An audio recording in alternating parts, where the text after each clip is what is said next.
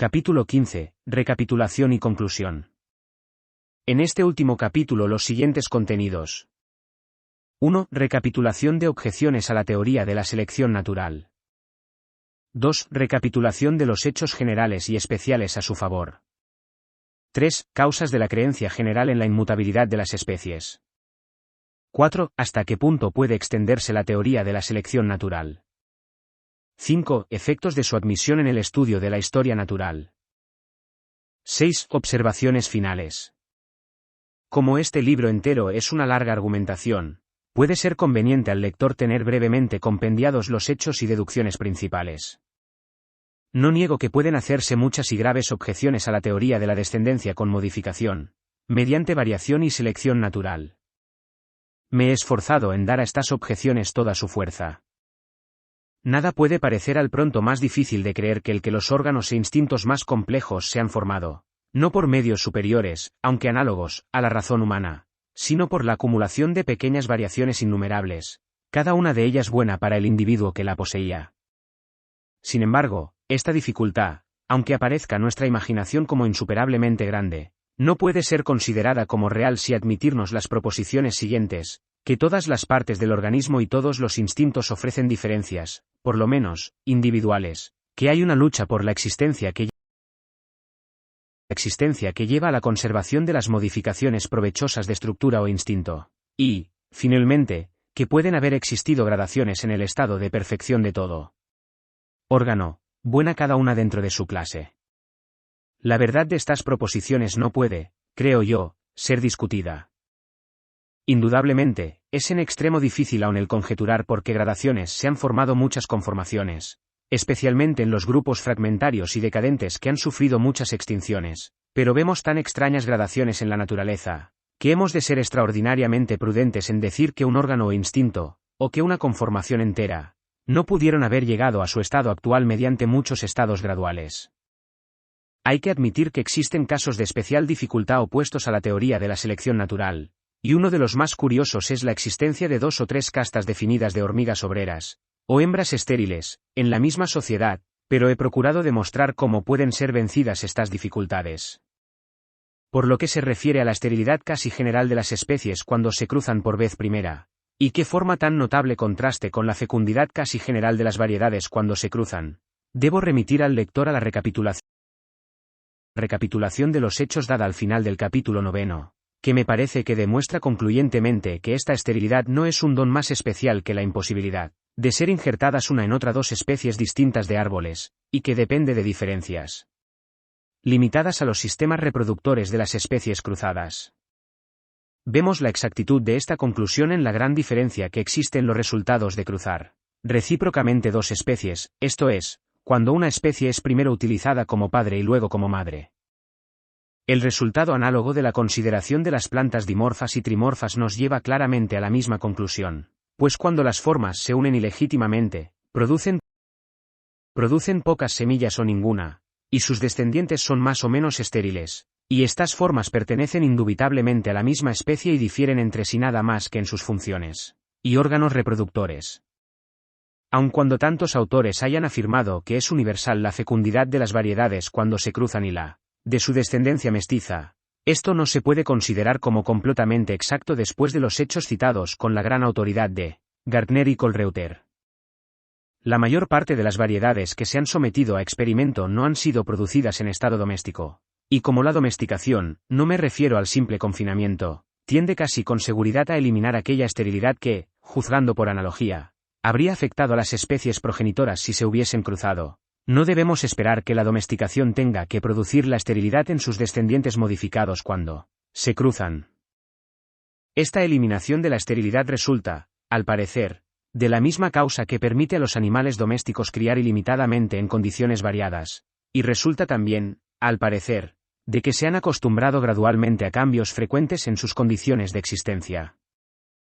2 series paralelas de hechos parecen arrojar mucha luz sobre la esterilidad de las especies cuando se cruzan por vez primera y la de su descendencia híbrida. Por una parte, hay fundamento para creer que los cambios pequeños en las condiciones de existencia dan vigor y fecundidad a todos los seres orgánicos. Sabemos también que el cruzamiento entre individuos distintos de la misma variedad y entre variedades distintas aumenta el número de sus descendientes y les da ciertamente mayor tamaño y vigor. Esto se debe sobre todo a que las formas que se cruzan han estado sometidas a condiciones de existencia algo diferentes, pues he comprobado, mediante una laboriosa serie de experimentos, que, si todos los individuos de la misma variedad son sometidos durante varias generaciones a las mismas condiciones, la ventaja resultante del cruzamiento con frecuencia disminuye mucho o desaparece del todo. Este es uno de los aspectos del caso. Por otra parte, sabemos que las especies que han estado sometidas mucho tiempo a condiciones casi uniformes, cuando son sometidas en cautividad a condiciones nuevas y muy diferentes, o perecen o, si sobreviven, se vuelven estériles aunque conserven perfecta salud.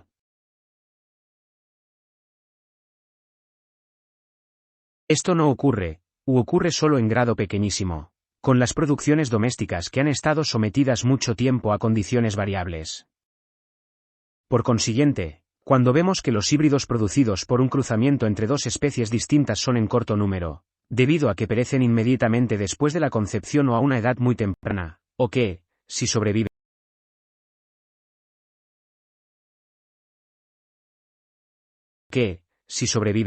se han vuelto más o menos estériles, parece sumamente probable que este resultado sea debido a que han sido de hecho sometidos a un gran cambio en sus condiciones de existencia por estar compuestos de dos organizaciones distintas.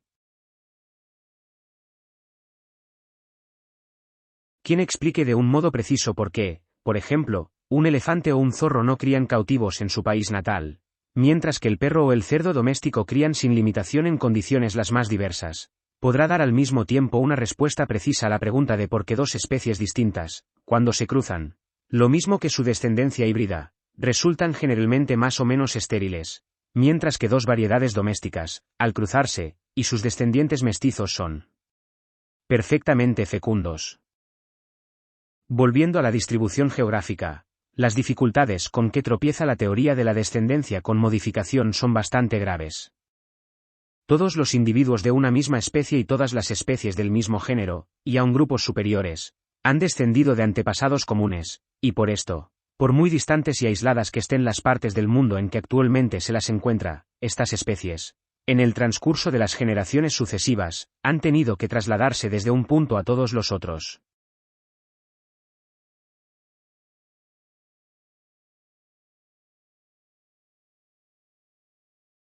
Muchas veces nos es totalmente imposible ni conjeturar siquiera cómo pudo haberse efectuado esto. Sin embargo, ¿cómo tenemos fundamento para creer que algunas especies han conservado la misma forma específica durante larguísimos periodos de tiempo, inmensamente largos si se miden por años? No debe darse demasiada importancia a la gran difusión ocasional de una misma especie, pues durante periodos larguísimos siempre habrá habido alguna buena proporción para una gran emigración por muchos medios.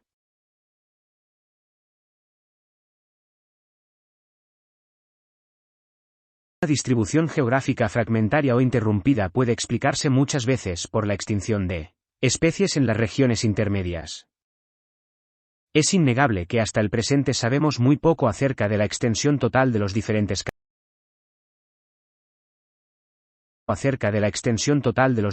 cambios geográficos y de clima que ha experimentado la Tierra durante los periodos recientes, y estos cambios habrán facilitado muchas veces las emigraciones.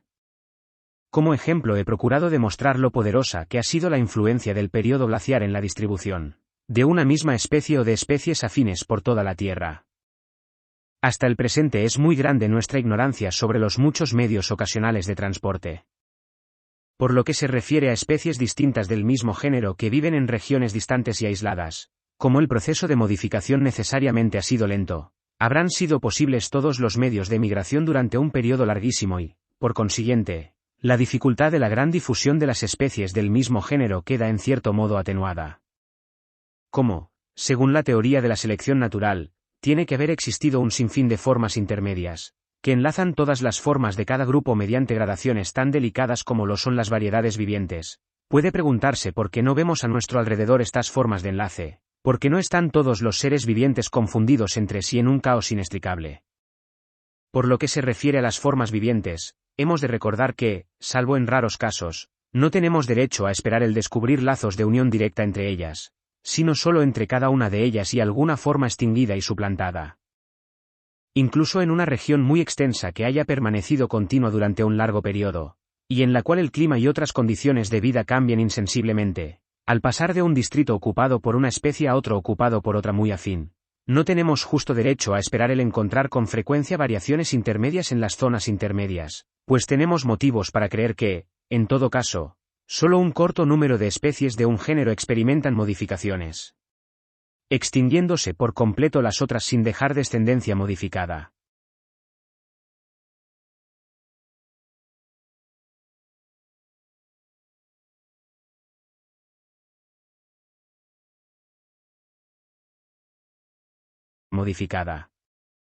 De las especies que se modifican, solo un corto número se modifican en el mismo país al mismo tiempo. Y todas las modificaciones se efectúan lentamente. También he demostrado que las variaciones intermedias que probablemente existieron al principio en las zonas intermedias estarían expuestas a ser suplantadas por las formas afines existentes a uno y otro lado, pues estas últimas, por existir representadas por gran número de individuos, se modificarían y perfeccionarían generalmente con mayor rapidez que las variedades intermedias que existían, con menos número, de manera que, a la larga, las variedades intermedias serían suplantadas y exterminadas. Según esta doctrina del exterminio de una infinidad de formas de unión entre los habitantes vivientes y extinguidos del mundo, y en cada uno de los periodos sucesivos entre las especies extinguidas y otras especies todavía más antiguas, ¿por qué no están cargadas todas las formaciones geológicas de estas formas de unión? Porque cualquier colección de fósiles no aporta pruebas patentes de la gradación y transformación de las formas orgánicas. Aun cuando las investigaciones geológicas han revelado indubitablemente la pasada existencia de muchas formas de unión que aproximan numerosas formas orgánicas, no dan las infinitas delicadas gradaciones entre las especies pasadas y presentes requeridas por nuestra teoría. Y esta es la más clara de las numerosas objeciones que contra ella se han presentado. Además, porque parece, aunque esta apariencia es muchas veces falsa, que grupos enteros de especies afines se han presentado de repente en los pisos geológicos sucesivos. Aun cuando actualmente sabemos que los seres orgánicos aparecieron en nuestro globo en un periodo incalculablemente remoto, mucho antes de que se depositasen las capas inferiores del sistema cámbrico, ¿por qué no encontramos acumuladas debajo de este sistema grandes masas de estratos con los restos de los antepasados de los fósiles cámbricos? Pues, dentro de nuestra teoría, estos estratos tuvieron que haberse depositado en alguna parte, en aquellas antiguas épocas completamente desconocidas de la historia de la Tierra. Solo puedo contestar a estas preguntas y objeciones en el supuesto de que los registros geológicos son mucho más imperfectos de lo que cree la mayor parte de los geólogos. El conjunto de ejemplares de todos los museos es absolutamente nada, comparado con las innumerables generaciones de innumerables especies que es seguro que han existido. La forma madre de dos o más especies cualesquiera no sería por todos sus caracteres más directamente intermedia entre su modificada descendencia que lo es la paloma silvestre por su buche y cola entre sus descendientes la buchona y la colipavo. No seríamos capaces de reconocer una especie como madre de otra especie modificada, por muy cuidadosamente que pudiéramos examinar ambas, a menos que poseyésemos la mayor parte de los eslabones intermedios, y, debido a la imperfección de los registros geológicos, no tenemos justo motivo para esperar encontrar tantos eslabones. Si se descubriesen dos o tres o aún más formas de unión, por muy pequeñas que fuesen sus diferencias, la mayor parte de los naturalistas las clasificarían simplemente como otras tantas especies nuevas, sobre todo si se habían encontrado en diferentes subpisos geológicos. Podrían citarse numerosas formas vivientes dudosas, que son, probablemente, variedades, pero, ¿quién pretenderá que en los tiempos futuros se descubrirán tantas formas intermedias fósiles que los naturalistas podrán decidir si estas formas dudosas deben o no llamarse variedades? Tan solo una pequeña parte del mundo ha sido explorada geológicamente. Solo los seres orgánicos de ciertas clases pueden conservarse en estado fósil, por lo menos en número considerable. Muchas especies, una vez formadas, no experimentan nunca ningún cambio ulterior, sino que se extinguen sin dejar descendientes modificados, y los periodos durante los cuales las especies han experimentado modificación, aunque largos si se miden por años, probablemente han sido cortos en comparación con los periodos durante los cuales conservaron la misma forma. Las especies dominantes y de extensa distribución son las que varían más y con mayor frecuencia, y las variedades son muchas veces locales al principio, causas ambas que hacen poco probable el descubrimiento de eslabones intermedios en una formación determinada. Las variedades locales no se extenderán a otras regiones distantes hasta que estén considerablemente modificadas y mejoradas, y cuando se han extendido y son descubiertas en una formación geológica, aparecen como creadas allí de repente, y serán clasificadas simplemente como nuevas especies. La mayor parte de las formaciones se han acumulado con intermitencia, y su duración ha sido probablemente menor que la duración media de las formas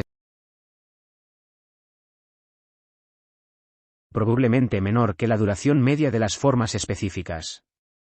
Las formaciones sucesivas están separadas entre sí, en la mayor parte de los casos, por intervalos de gran duración, pues formaciones fosilíferas de potencia bastante para resistir la futura erosión solo pueden acumularse, por regla general, donde se deposita mucho sedimento en el fondo de un mar que tenga movimiento de descenso.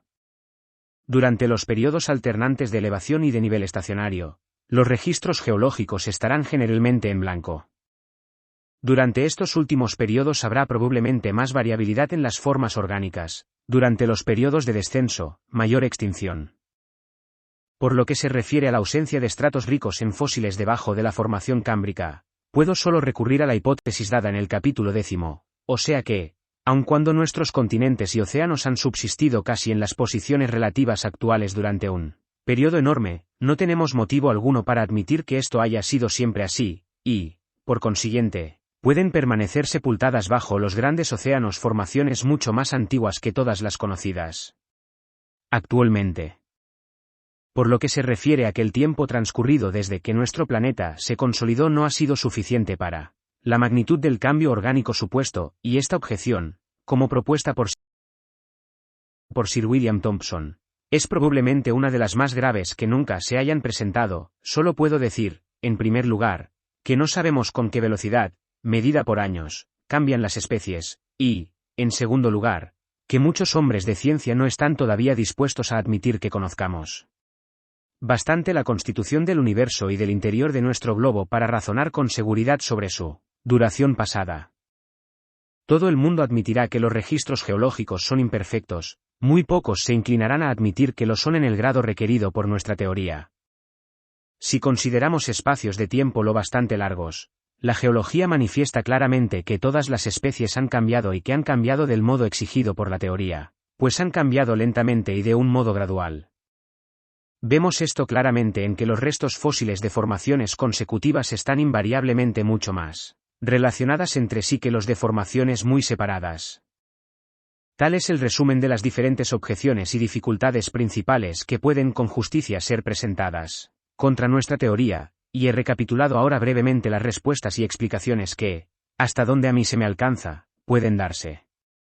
He encontrado, durante muchos años, estas dificultades, demasiado abrumadoras para dudar de su peso, pero merece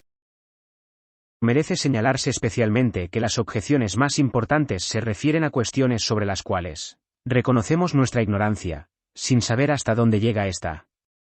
No conocemos todos los grados posibles de transición entre los órganos más sencillos y los más perfectos. No puede pretenderse que conozcamos todos los diversos medios de distribución que han existido durante el largo tiempo pasado, ni que conozcamos toda la imperfección de los registros geológicos.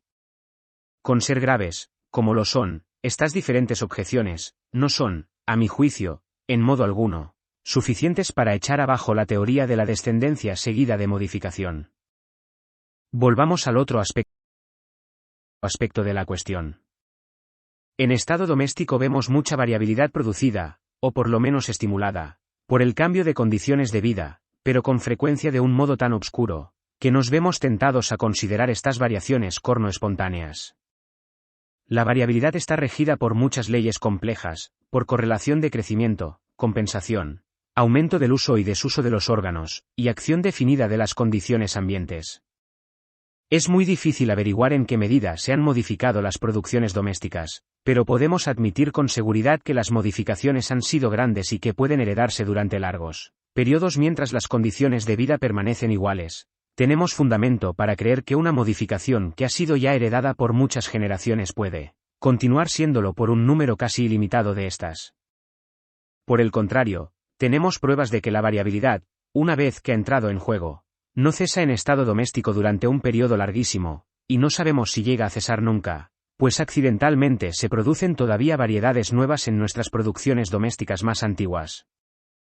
La variabilidad no es realmente producida por el hombre expone tan solo, sin intención, los seres orgánicos a nuevas condiciones de vida, y entonces la naturaleza obra sobre los organismos y los hace variar. Pero el hombre puede seleccionar. Y selecciona las variaciones que le presenta la naturaleza, y las acumula así del modo deseado. Así adapta el hombre los animales y plantas a su propio beneficio o gusto. Puede hacer esto metódicamente, o puede hacerlo inconscientemente, conservando los individuos que le son más útiles o agradables, sin intención de modificar las castas. Es seguro que puede influir mucho en los caracteres de una casta seleccionando en cada una de las generaciones sucesivas diferencias individuales tan pequeñas que sean inapreciables, excepto para una vista educada. Este proceso inconsciente de selección ha sido el agente principal en la formación de las razas domésticas más distintas y útiles. Las complicadas dudas sobre si muchas razas producidas por el hombre son variedades y especies primitivamente distintas demuestran que muchas razas tienen en gran medida los caracteres de especies naturales. No hay motivo para que las leyes que han obrado eficazmente en estado doméstico no lo hayan hecho en estado natural. En la supervivencia de los individuos y razas favorecidas durante la incesante lucha por la existencia vemos una forma poderosa y constante de selección. La lucha por la existencia resulta inevitablemente de la elevada razón geométrica de propagación, que es común a todos los seres orgánicos. La gran rapidez de propagación se prueba por el cálculo, por la rápida propagación de muchos animales y plantas durante una serie de temporadas especialmente favorables, y cuando se los naturaliza en nuevos países. Nacen más individuos de los que pueden sobrevivir.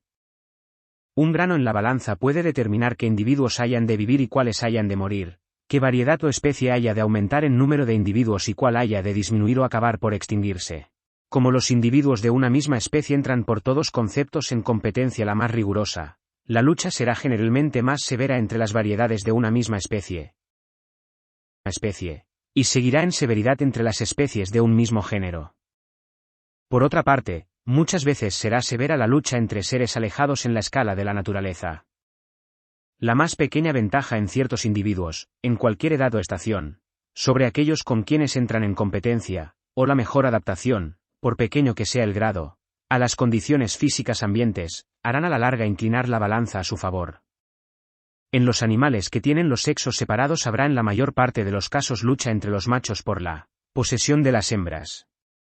Los machos más vigorosos, o los que han luchado con mejor éxito con sus condiciones de vida, dejarán generalmente más descendencia.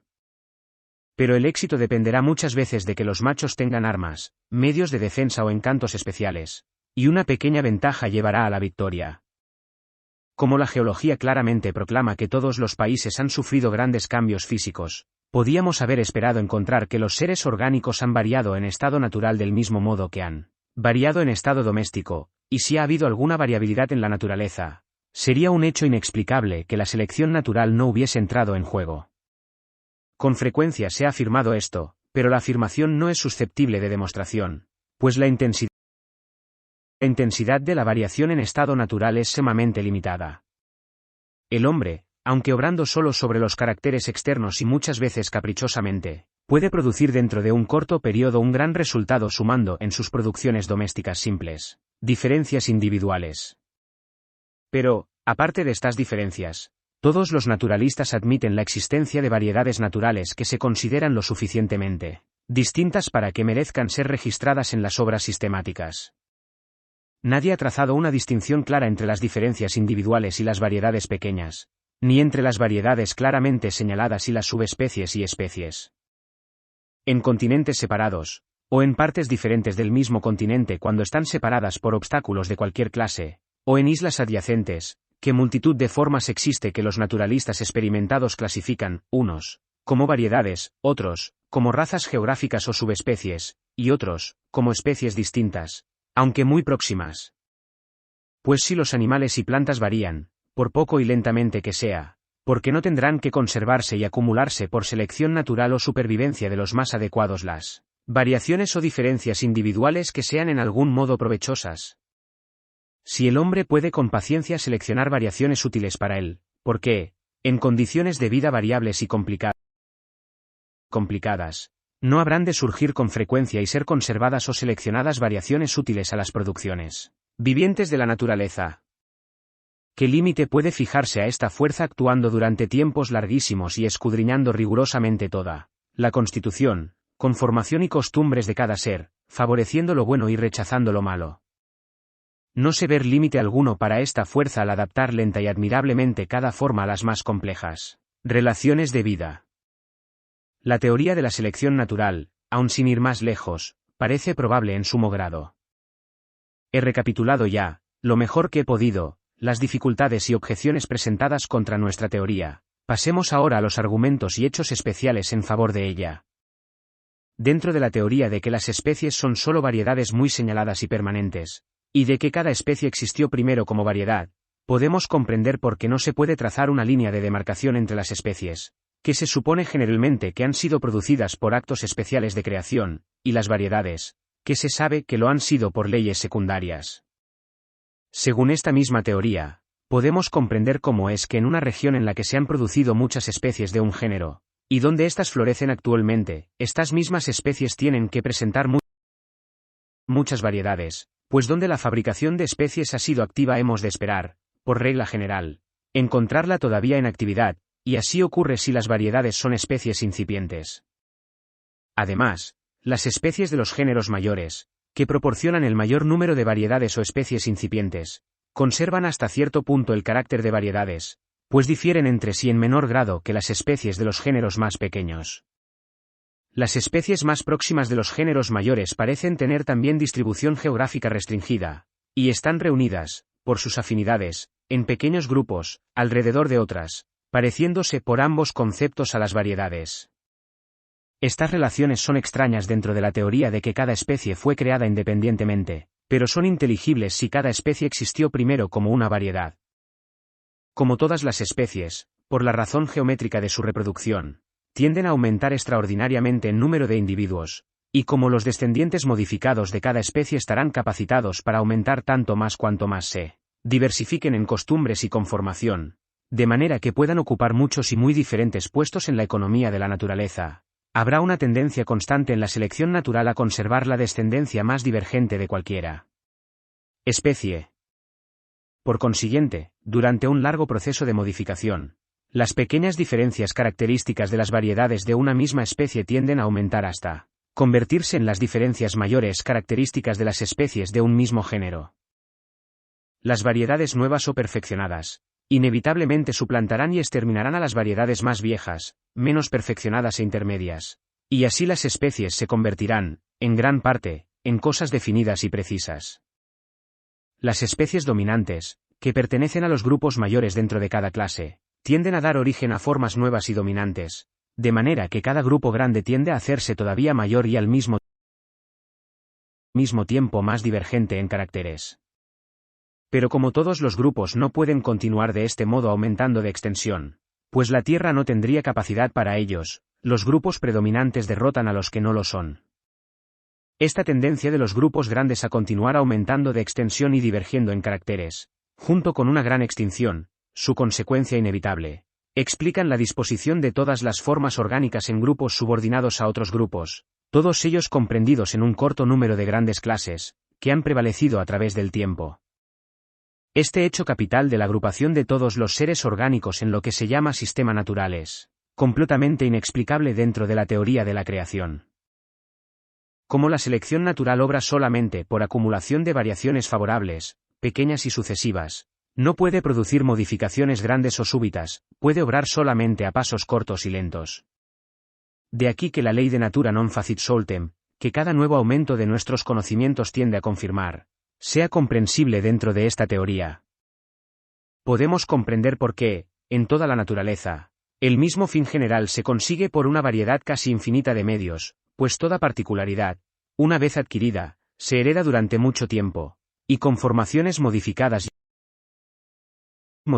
ya de modos muy diferentes tienen que adaptarse a un mismo fin general.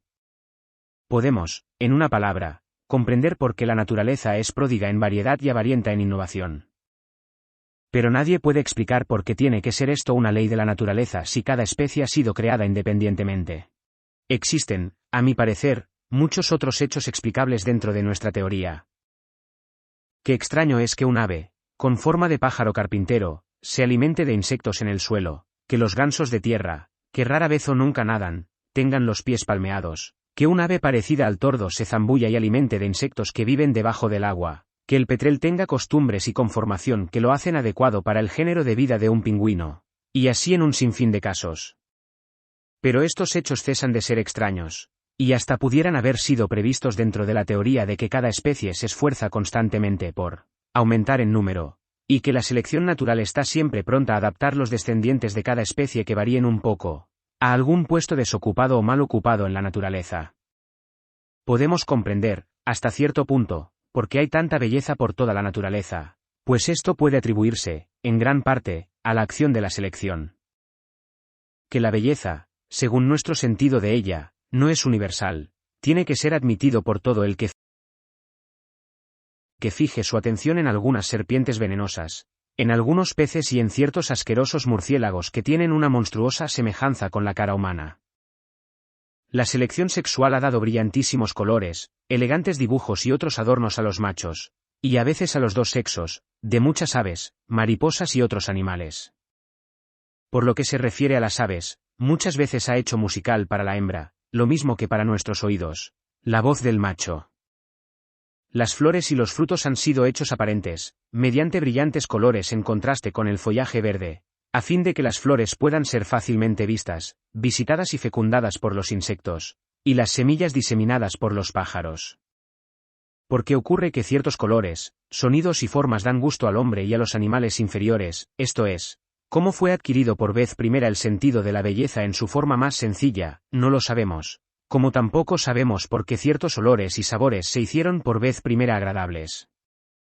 Como la selección natural obra mediante la competencia, adapta y perfecciona a los habitantes de cada país tan solo en relación a los otros habitantes, de manera que no debe sorprendernos que las especies de un país, a pesar de que, según la teoría ordinaria, se supone que han sido creadas y especialmente adaptadas para él, sean derrotadas y suplantadas por las producciones naturalizadas procedentes de otro.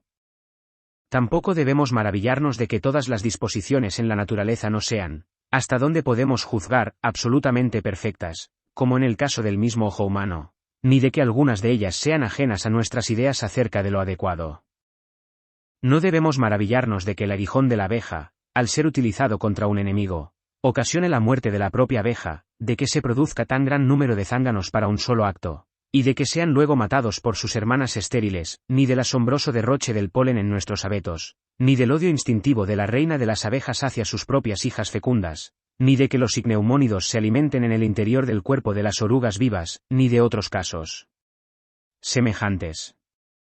Lo portentoso, dentro de la teoría de la selección natural, es que no se hayan descubierto más casos de falta de absoluta perfección. Las leyes complejas y poco conocidas que rigen la producción de las variedades son las mismas, hasta donde podemos juzgar, que las leyes que ha seguido la producción de especies distintas.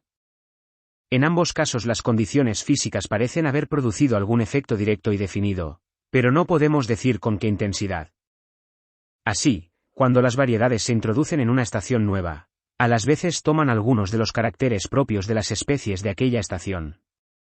Tanto en las variedades como en las especies, el uso y el desuso parecen haber producido un efecto considerable, pues imposible es resistirse a admitir esta conclusión cuando consideramos, por ejemplo, el Lawyer-Haddad Duck, 59, que tiene las alas incapaces de servir para el vuelo, casi en la misma condición que las del pato doméstico, cuando fijamos la atención en el tucu-tucu minador, que algunas veces es ciego, y luego en ciertos topos, que lo son habitualmente y tienen sus ojos cubiertos por piel, o cuando consideramos los animales ciegos que viven en las cavernas obscuras de América y Europa. En las variedades y especies, la variación correlativa parece haber representado un papel importante, de modo que cuando una parte se ha modificado, necesariamente se han modificado otras. Tanto en las variedades como en las especies se presentan a veces caracteres perdidos desde mucho tiempo. Qué inexplicable es, dentro de la teoría de la creación, La aparición de rayas en las espaldillas y patas en diferentes especies del género del caballo y en sus híbridos, y que sencillamente se explica este hecho si suponemos que estas especies descienden todas de un antepasado con rayas, del mismo modo que las diferentes razas domésticas de palomas descienden de la paloma silvestre, azulada y con fajas. Según la opinión ordinaria de que cada especie ha sido creada independientemente, ¿por qué han de ser más variables los caracteres específicos, o sea aquellos en que difieren las especies del mismo género, que los caracteres genéricos, en que todas coinciden? ¿Por qué, por ejemplo, en una especie dada de un género, el color de la flor tiene que ser más propenso a variar si las otras especies tienen flores de diferentes colores, que si todas tienen flores del mismo color? Si las especies son tan solo variedades bien señaladas, cuyos caracteres se han vuelto muy permanentes, podemos comprender este hecho. Pues desde que se separaron del antepasado común han variado ya en ciertos caracteres, por lo que han llegado a ser específicamente distintas unas de otras, por lo cual estos mismos caracteres tienen que ser todavía mucho más propensos a variar que los caracteres genéricos que han sido heredados sin modificación durante un periodo inmenso.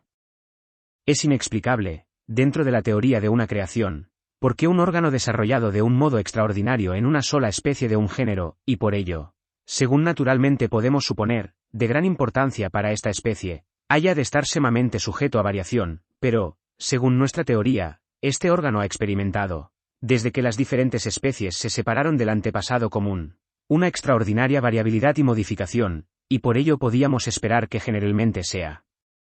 todavía variable. Pero un órgano puede desarrollarse del modo más extraordinario, como el ala de un murciélago, y sin embargo no ser más variable que otra conformación cualquiera, si es común a muchas formas subordinadas, esto es, si ha sido heredado durante un periodo muy largo, pues en este caso se ha vuelto constante por selección natural muy prolongada. Echando una mirada a los instintos, con ser algunos maravillosos, no ofrecen mayores dificultades que las conformaciones corpóreas, dentro de la teoría de la selección natural, de sucesivas modificaciones pequeñas, pero provechosas. De este modo podemos comprender por qué la naturaleza va por pasos graduales al dotar a los diferentes animales de una misma clase de sus diversos instintos. He procurado mostrar cuánta luz proyecta el principio de la gradación sobre las admirables facultades arquitectónicas de la abeja común. Indudablemente, la costumbre entra muchas veces en juego en la modificación de los instintos, pero ciertamente no es indispensable, según vemos en el caso de los insectos neutros, que no dejan descendencia alguna que herede los efectos de la costumbre prolongada. Dentro de la teoría de que todas las especies de un mismo género han descendido de un antepasado común y han heredado mucho en común, podemos comprender cómo es que especies próximas, situadas en condiciones de vida muy diferentes, tengan, sin embargo, los mismos instintos, porque los tordos de las regiones tropicales y templadas de América del Sur, por ejemplo, revisten sus nidos de barro como nuestras especies inglesas. Según la teoría de que los instintos han sido adquiridos lentamente por selección natural, no hemos de maravillarnos de que algunos instintos no sean perfectos y estén expuestos a error y de que algunos instintos sean causa de sufrimiento para otros animales. Si las especies son solo variedades bien señaladas y permanentes, podemos inmediatamente comprender por qué sus descendientes híbridos han de seguir las mismas leyes que siguen los descendientes que resultan del cruzamiento de variedades reconocidas, en los grados y clases de semejanzas con sus progenitores, en ser absorbidas mutuamente mediante cruzamientos sucesivos, y en otros puntos análogos. Esta semejanza sería un hecho extraño si las especies hubiesen sido creadas independientemente y las variedades hubiesen sido producidas por leyes secundarias. Si admitimos que los registros geológicos son imperfectos en grado extremo, entonces los hechos que positivamente proporcionan los registros apoyan vigorosamente la teoría de la descendencia con modificación. Las nuevas especies han entrado en escena lentamente y con intervalos, y la intensidad del cambio, después de espacios iguales de tiempo, es muy distinta en diferentes grupos. La extinción de especies y de grupos enteros de especies que han representado papel tan importante en la historia del mundo orgánico es consecuencia casi inevitable del principio de la selección natural, pues formas viejas son suplantadas por otras nuevas y mejoradas. Ni las especies aisladas ni los grupos de especies reaparecen una vez que se ha roto la cadena de la generación ordinaria. La difusión gradual de formas dominantes, unida a la lenta modificación de sus descendientes, hace que las formas orgánicas aparezcan después de largos intervalos de tiempo, como si hubiesen cambiado simultáneamente en todo el mundo. El hecho de que los restos fósiles de cada formación sean en algún grado intermedios, por sus caracteres, entre los fósiles de las formaciones inferiores y superiores se explica simplemente por su posición intermedia en la cadena genealógica. El importante hecho de que todos los seres extinguidos puedan ser clasificados junto con todos los seres vivientes es consecuencia natural de que los seres vivientes y extinguidos son descendientes de antepasados comunes.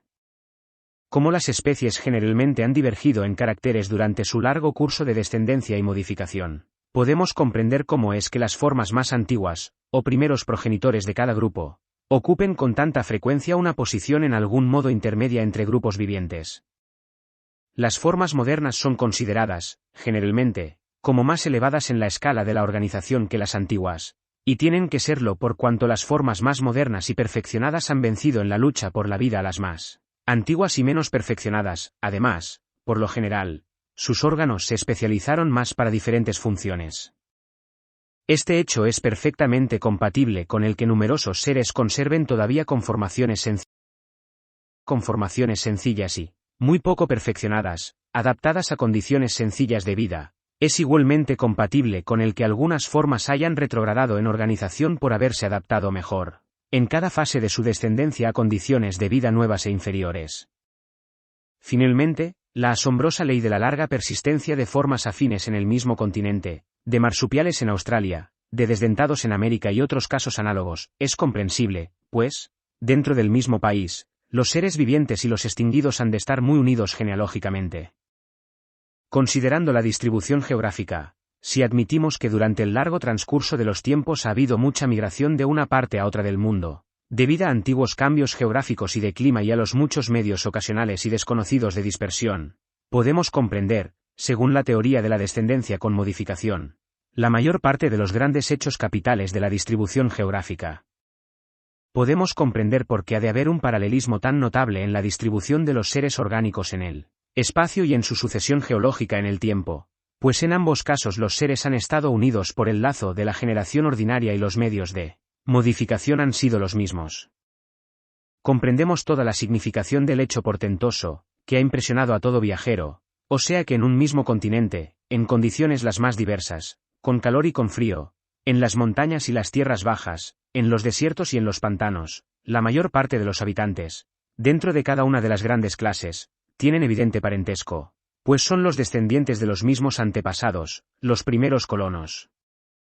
Según este mismo principio de antigua emigración, combinada en la mayor parte de los casos con modificaciones, podemos comprender, con ayuda del período glaciar, la identidad de algunas plantas y el próximo parentesco de muchas otras que viven en las montañas más distantes y, en las zonas templadas septentrional y meridional, e igualmente el estrecho parentesco de algunos habitantes del mar en las latitudes templadas del norte y del sur, a pesar de estar separados por todo el océano intertropical.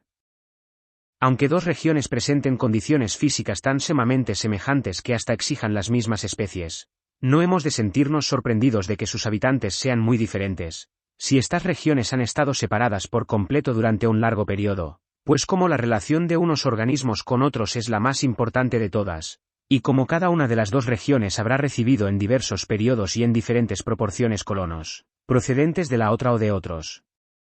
países, el proceso de modificación en las dos regiones habrá sido inevitablemente diferente. Según esta teoría de la migración con modificaciones subsiguientes, comprendemos por qué las islas oceánicas están habitadas solo por pocas especies y por qué muchas de estas son formas peculiares o endémicas. Comprendemos claramente por qué especies que pertenecen a aquellos grupos de animales que no pueden atravesar grandes espacios del océano, como los batracios y los mamíferos terrestres, no habitan en las islas oceánicas, y por qué, por el contrario, se encuentran frecuentemente en islas muy distantes de todo continente especies nuevas y peculiares de murciélagos, animales que pueden atravesar el océano. Casos tales como la presencia de especies peculiares de murciélagos en islas oceánicas y la ausencia de todos los otros mamíferos terrestres son hechos absolutamente inexplicables dentro de la teoría de los actos independientes de creación. La existencia de especies muy afines o representativas en dos regiones cualesquiera implica, dentro de la teoría de la descendencia con modificación, que en otro tiempo habitaron ambas regiones las mismas formas progenitoras, y encontramos casi casi invariablemente que, siempre que muchas especies muy afines viven en dos regiones, algunas especies idénticas son todavía comunes a ambas. Siempre que se presentan muchas especies muy afines, aunque distintas, se presentan también formas dudosas y variedades pertenecientes a los mismos grupos. Es una regla sumamente general que los habitantes de cada región están relacionados con los habitantes de la fuente más próxima de que pueden haber provenido inmigrantes.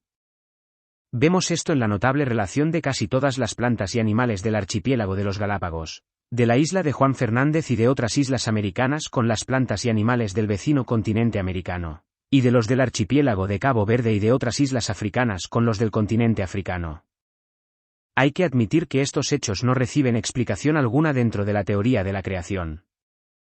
El hecho, como hemos visto, de que todos los seres orgánicos, pasados y presentes, puedan ser ordenados dentro de un corto número de grandes clases en grupos subordinados a otros grupos, quedando con frecuencia los grupos extinguidos entre los grupos actuales, es comprensible dentro de la teoría de la selección natural, con sus consecuencias de extinción y divergencia de caracteres. Según estos mismos principios, comprendemos por qué son tan complicadas y tortuosas las afinidades mutuas de las formas dentro de cada clase. Vemos por qué ciertos caracteres son mucho más útiles que otros para la clasificación, por qué caracteres adaptativos, aunque de suma importancia para los seres, no tienen casi importancia alguna en la clasificación, por qué caracteres derivados de órganos rudimentarios, aunque de ninguna utilidad para los seres, son muchas veces de gran valor taxonómico, y porque los caracteres embriológicos son con frecuencia los más valiosos de todos. Las afinidades reales de todos los seres orgánicos, en contraposición con sus semejanzas de adaptación, son debidas a herencia o comunidad de origen. El sistema natural es un ordenamiento genealógico, en el que se expresan los grados de diferencia adquiridos, por los términos variedades, especies, géneros, familias, etc., y tenemos que descubrir las líneas genealógicas por los caracteres más permanentes, cualesquiera que sean y por pequeña que sea su importancia para la vida. Un armazón semejante de huesos en la mano del hombre, el ala del murciélago, la aleta de la marsopa y la pata del caballo, el mismo número de vértebras en el cuello de la jirafa y en el elefante, y otros innumerables hechos semejantes se explican inmediatamente según la teoría de la descendencia con lentas y pequeñas modificaciones sucesivas. La semejanza de tipo entre el ala y la pata de un murciélago, aunque usados para objetos tan diferentes, entre las piezas bucales y las patas de un cangrejo, entre los pétalos, estambres y pistilos de una flor, es también muy comprensible dentro de la teoría de la modificación gradual de las partes u órganos que fueron primitivamente iguales en un antepasado remoto en cada una de estas clases. Según el principio de que las sucesivas variaciones no siempre sobrevienen en una edad temprana y son heredadas en un periodo correspondiente no temprano de la vida, comprendemos claramente por qué sean tan semejantes los embriones de los mamíferos, aves, reptiles y peces, y tan diferentes las formas adultas.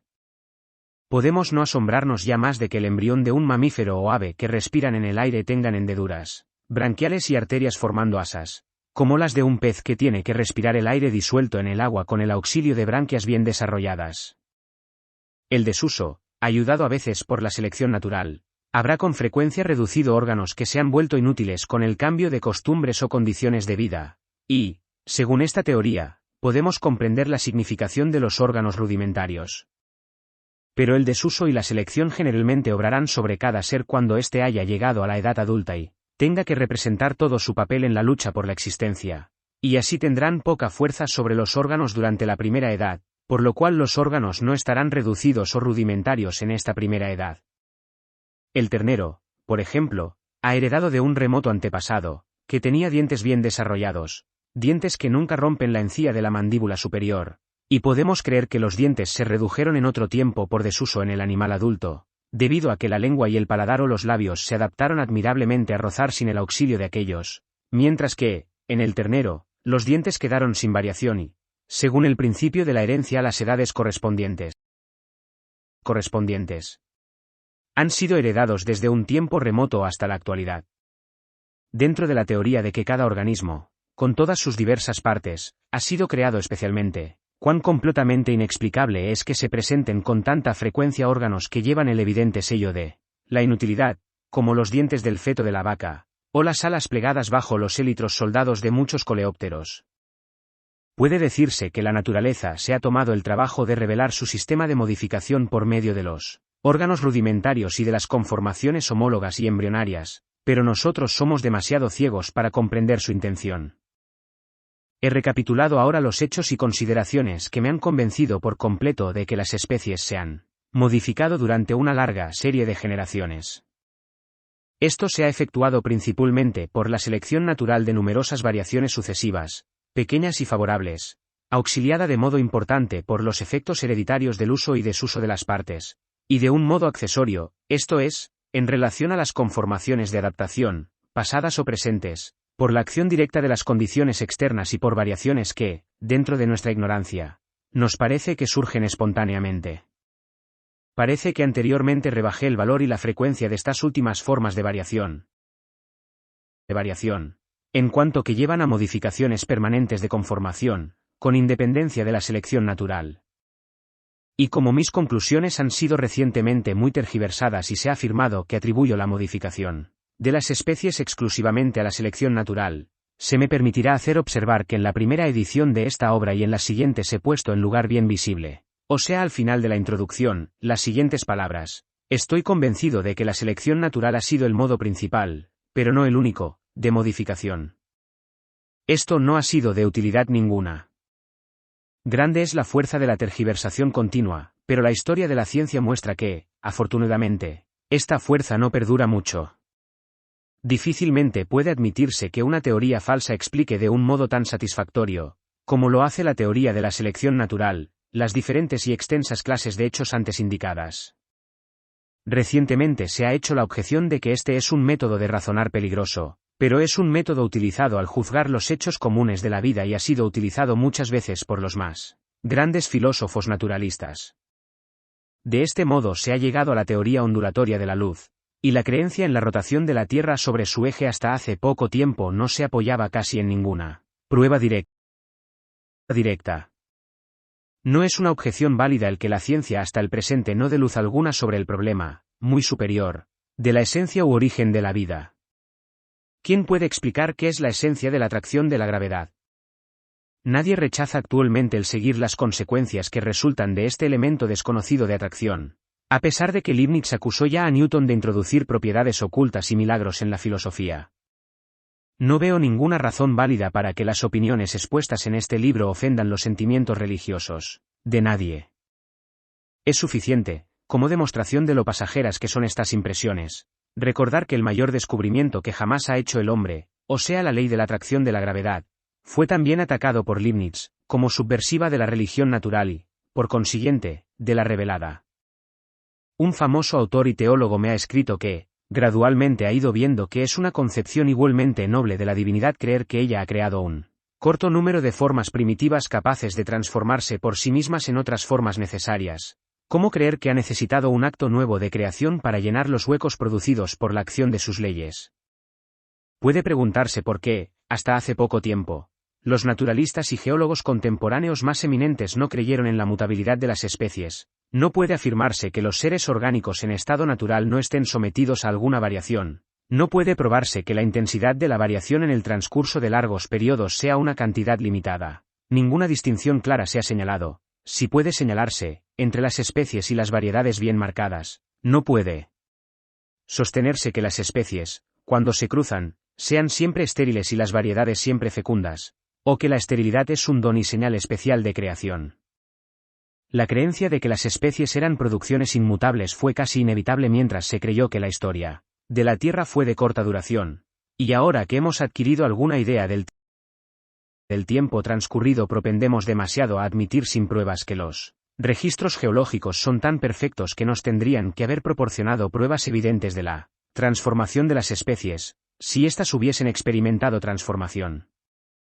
Pero la causa principal de nuestra repugnancia natural a admitir que una especie ha dado nacimiento a otra distinta es que siempre somos tardos en admitir grandes cambios cuyos grados no vemos.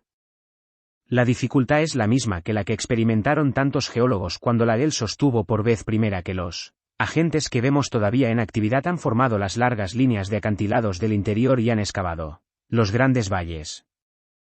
La mente no puede abarcar toda la significación ni siquiera de la expresión 1.000.000 de años. No puede sumar y percibir todo el resultado de muchas pequeñas variaciones acumuladas durante un número casi infinito de generaciones.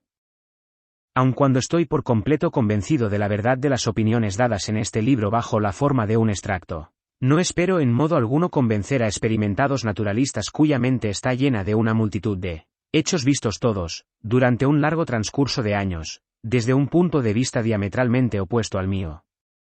Es comodísimo ocultar nuestra ignorancia bajo expresiones tales como el plan de creación, unidad de tipo, etc., y creer que damos una explicación cuando tan solo repetimos la afirmación de un hecho. Aquellos cuya disposición natural les lleve a dar más importancia a dificultades inexplicadas que a la explicación de un cierto número de hechos, rechazarán seguidamente la teoría. Algunos naturalistas dotados de mucha flexibilidad mental, y que han empezado ya a dudar de la inmutabilidad de las especies, pueden ser influidos por este libro, pero miro con confianza hacia el porvenir, hacia los naturalistas jóvenes, que serán capaces de ver los dos lados del problema con imparcialidad. Quienquiera que sea llevado a creer que las especies son mudables, prestará un buen servicio expresando honradamente su convicción, pues sólo así puede quitarse la carga de prejuicios que pesan sobre esta cuestión. Varios naturalistas eminentes han manifestado recientemente su opinión de que una multitud de supuestas especies dentro de cada género no son especies reales, pero que otras especies son reales, esto es, que han sido creadas independientemente. Esto me parece que es llegar a una extraña conclusión. Admiten que una multitud de formas, que hasta hace poco creían ellos mismos que eran creaciones especiales, y que son consideradas todavía así por la mayor parte de los naturalistas, y que, por consiguiente, tienen todos los rasgos característicos extremos de verdaderas especies, admiten, sí, que éstas han sido producidas por variación, pero se niegan a hacer extensiva la misma opinión a otras formas poco diferentes. Sin embargo, no pretenden poder definir, y ni siquiera conjeturar, cuáles son las formas orgánicas creadas y cuáles las producidas por leyes secundarias. Admiten la variación como una vera causa en un caso, arbitrariamente la rechazan en otro, sin señalar ninguna distinción entre ambos. Vendrá el día en que esto se citará como un ejemplo de la ceguera de la opinión preconcebida. Estos autores parecen no asombrarse más de un acto milagroso o de creación que de un nacimiento ordinario. Pero, ¿creen realmente que en innumerables periodos de la historia de la Tierra ciertos átomos elementales han recibido la orden de formar de repente tejidos vivientes? ¿Creen que en cada supuesto acto de creación se produjeron muchos o un individuos? Las infinitas clases de animales y plantas fueron creadas todas como huevos o semillas, o por completo desarrolladas. Y, en el caso de los mamíferos, ¿fueron estos creados llevando la falsa señal de la nutrición por el útero de la madre? Indudablemente, algunas de estas mismas preguntas no pueden ser contestadas por los que creen en la aparición o creación de solo un corto número de formas orgánicas o de alguna forma solamente. Diversos autores han sostenido que es tan fácil creer en la creación de 1.000.000 de seres como en la de uno, pero el axioma filosófico de Maupertuis, de la menor acción nos lleva con más gusto a admitir el menor número, y ciertamente no necesitamos creer que han sido creados innumerables seres dentro de cada una de las grandes clases con señales patentes, pero engañosas, de ser descendientes de un solo antepasado. Como recuerdo de un estado anterior de cosas, he conservado en los párrafos precedentes y en otras partes varias frases que implican que los naturalistas creen en la creación separada de cada especie, y se me ha censurado mucho por haberme expresado así, pero indudablemente era esta la creencia general cuando apareció la primera edición de la presente obra. En otro tiempo hablé a muchos naturalistas sobre el problema de la evolución, y nunca encontré una acogida simpática. Es probable que algunos creyesen entonces en la evolución, pero guardaban silencio o se expresaban tan ambiguamente, que no era fácil comprender su pensamiento. Actualmente, las cosas han cambiado por completo, y casi todos los naturalistas admiten el gran principio de la evolución. Hay, no obstante, algunos que creen todavía que las especies han producido de repente, por medios completamente inexplicables, formas nuevas totalmente diferentes, pero, como he intentado demostrar, pueden oponerse pruebas importantes a la admisión de modificaciones grandes y bruscas. Desde un punto de vista científico, y en cuanto a llevar a ulteriores investigaciones, con creer que de formas antiguas y muy diferentes se desarrollan de repente, de un modo inexplicable, formas nuevas, se consigue poquísima ventaja sobre la antigua creencia en la creación de las especies del polvo de la tierra. Puede preguntarse hasta dónde hago extensiva la doctrina de la modificación de las especies. Esta cuestión es difícil de contestar, pues cuanto más diferentes son las formas que consideremos, tanto menor es el número y fuerza de las razones en favor de la comunidad de origen.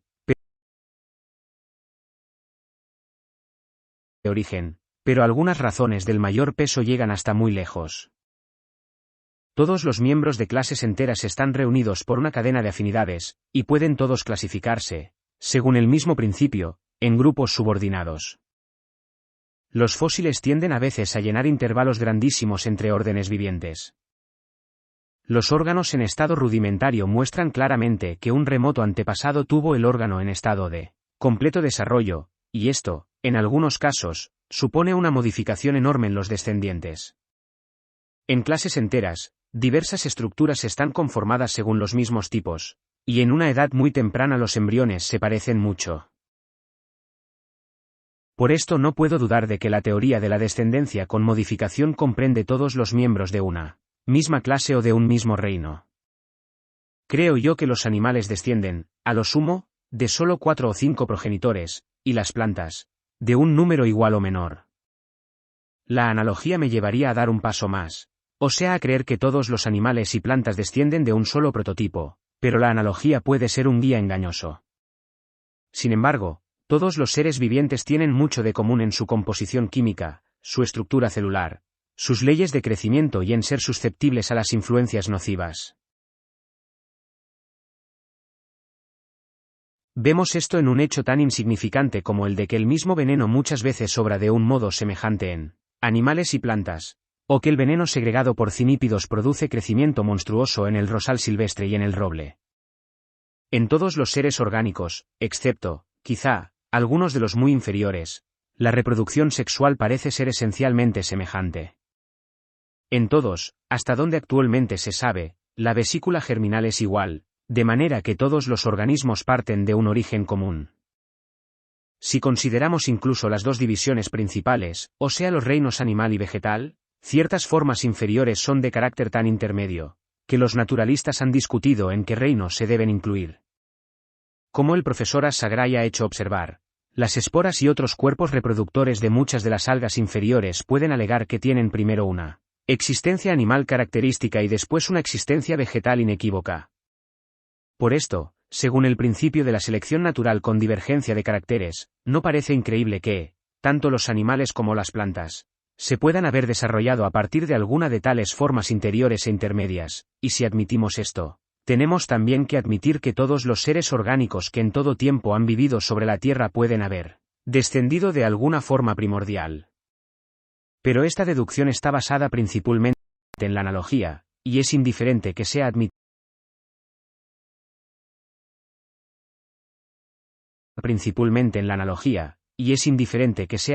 o no. Indudablemente, es posible, como ha propuesto Mr. G. H. Lewis, que en el primer comienzo de la vida se produjeron formas muy diferentes, pero, si es así, podemos llegar a la conclusión de que solo poquísimas han dejado descendientes modificados, pues, como he hecho observar hace poco, por lo que se refiere a los miembros de cada uno de los grandes reinos, tales como los vertebrados, articulados, etc., tenemos en sus conformaciones embriológicas, homólogas y rudimentarias, pruebas claras de que, dentro de cada reino, todos los animales descienden de un solo progenitor.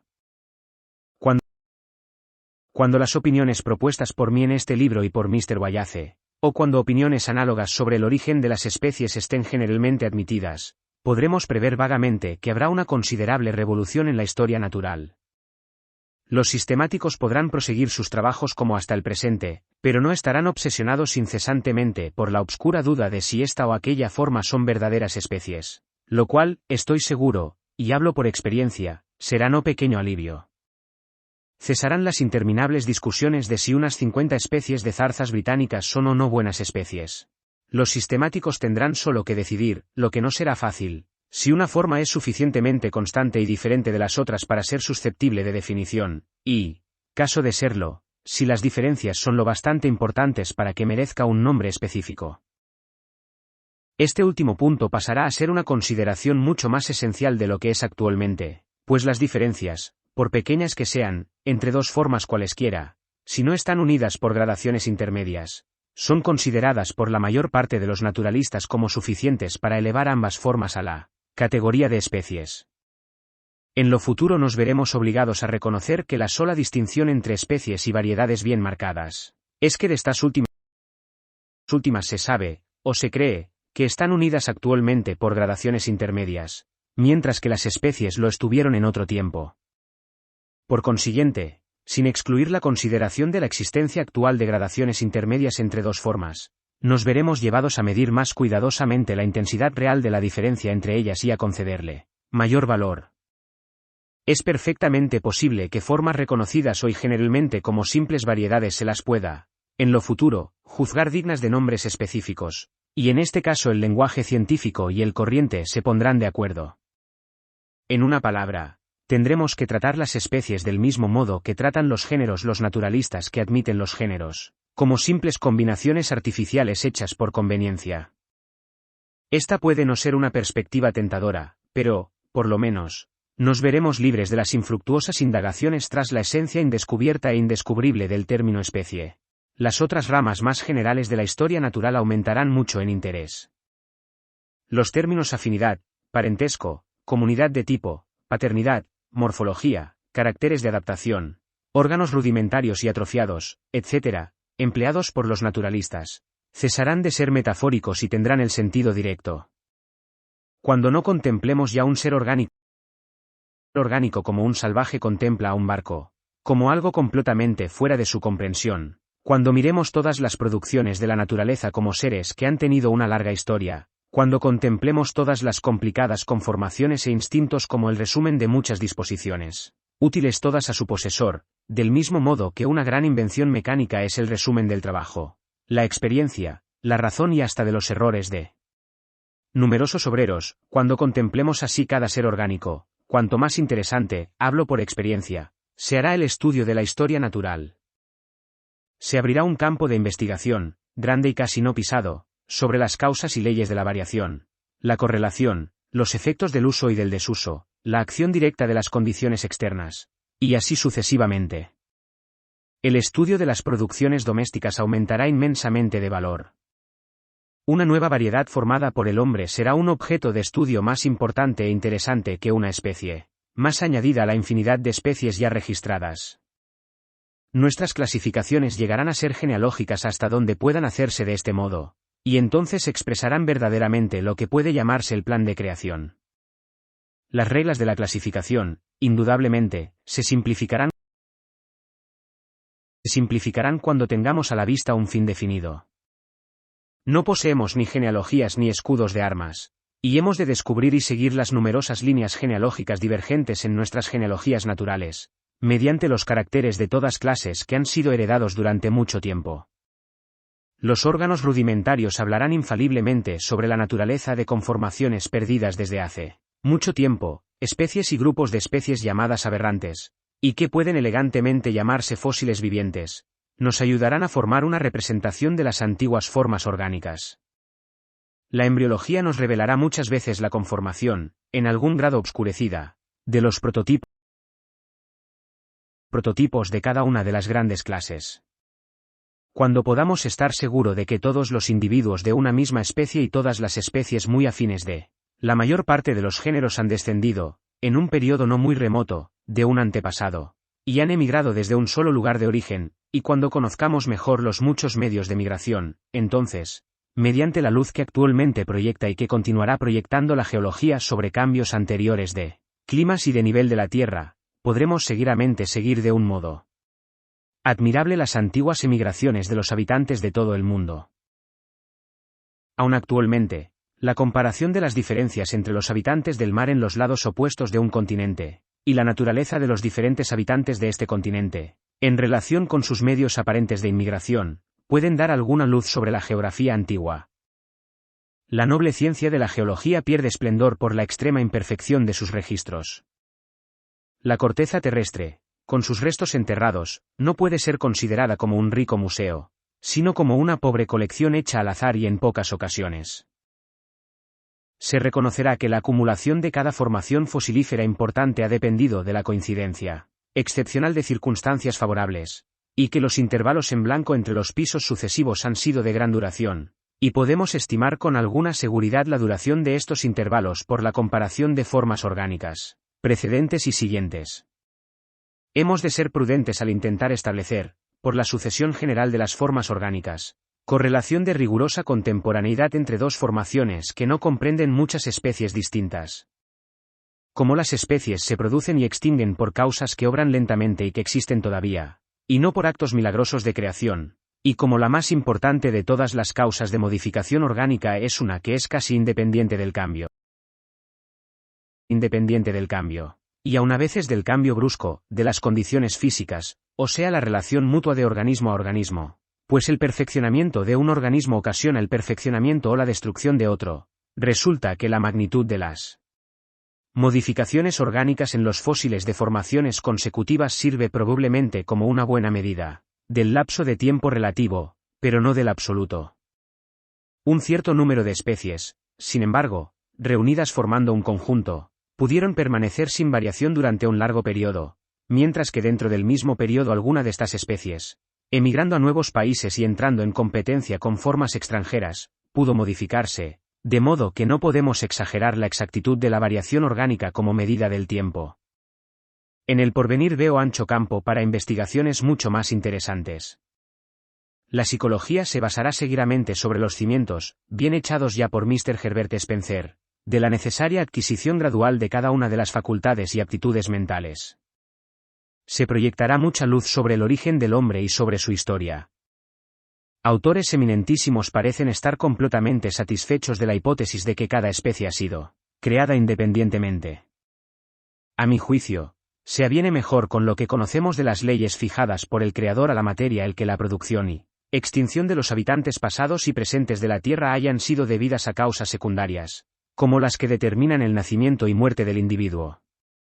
Cuando considero todos los seres, no como creaciones especiales, sino como los descendientes directos de un corto número de seres que vivieron mucho antes de que se depositase la primera capa del sistema cámbrico, me parece que se ennoblecen. Juzgando por el pasado, podemos deducir con seguridad que ninguna especie viviente transmitirá sin alteración su semejanza hasta una época futura lejana. Y de las especies que ahora viven, poquísimas transmitirán descendientes de ninguna clase a edades remotas, pues la manera como están agrupados todos los seres orgánicos muestra que en cada género la mayor parte de las especies, y en muchos géneros todas, no han dejado descendiente alguno y se han extinguido por completo. Podemos echar una mirada profética al porvenir, hasta el punto de predecir que las especies comunes y muy extendidas, que pertenecen a los grupos mayores y predominantes, serán las que finalmente prevalecerán y procrearán especies nuevas y predominantes. Como todas las formas orgánicas vivientes son los descendientes directos de las que vivieron hace muchísimo tiempo, en la época cámbrica, podemos estar seguros de que jamás se ha interrumpido la sucesión ordinaria por generación y de que ningún cataclismo ha desolado el mundo entero, por tanto, podemos contar, con alguna confianza, con un porvenir seguro de gran duración. Y como la selección natural obra solamente mediante el bien y para el bien de cada ser, todos los dones intelectuales y corporales tenderán a progresar hacia la perfección. Es interesante contemplar un enmarañado ribazo cubierto por muchas plantas de varias clases, con aves que cantan en los matorrales, con diferentes insectos que revolotean y con gusanos que se arrastran entre la tierra húmeda, y reflexionar que estas formas, primorosamente construidas, tan diferentes entre sí, y que dependen mutuamente de modos tan complejos, han sido producidas por leyes que obran a nuestro alrededor. Estas leyes, tomadas en un sentido más amplio, son, la de crecimiento con reproducción, la de herencia, que casi está comprendida en la de reproducción, la de variación por la acción directa e indirecta de las condiciones de vida y por el uso y desuso, una razón del aumento, tan elevada, tan grande, que conduce a una lucha por la vida, y como consecuencia la selección natural, que determina la divergencia de caracteres y la extinción de las formas menos perfeccionadas. Así, la cosa más elevada que somos capaces de concebir, o sea la producción de los animales superiores, resulta directamente de la guerra de la naturaleza, del hambre y de la muerte. Hay grandeza en esta concepción de que la vida, con sus diferentes fuerzas, ha sido alentada por el Creador en un corto número de formas o en una sola, y que, mientras este planeta ha ido girando según la constante ley de la gravitación, se han desarrollado y se están desarrollando, a partir de un principio tan sencillo, infinidad de formas las más bellas y portentosas.